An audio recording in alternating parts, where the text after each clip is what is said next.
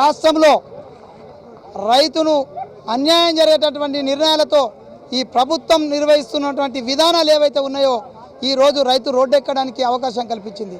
ప్రధానమైన ఈరోజు జరుగుతున్న ఈ పోరాటంలో 2 డిమాండ్లను ముందుకు తీసుకొచ్చాం. ఒకటి, ప్రధానమైన డిమాండు ప్రభుత్వం చెప్పే విధంగా నియంత్రిత సాగు విధానంలో సన్న రకాన్ని పెట్టినటువంటి రైతాంగం నష్టపోయేందుకు అవకాశాలు ఉన్నాయి.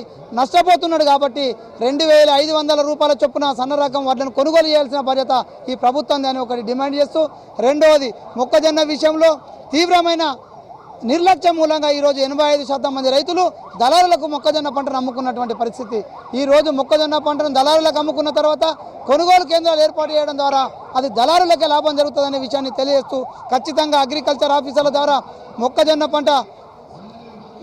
పంట లెక్కలు చేపించి క్వింటాలకు 500 రూపాయల చొప్పున నష్టపోయిన రైతాంగాన్ని చెల్లించాలని 2 ప్రధానమైన డిమాండ్లను తీసుకొని ఈరోజు పోరాటం చేస్తున్నాం. అవి సాధించే వరకు ఈ పోరాటం కొనసాగుతుందని తెలియజేస్తున్నాం.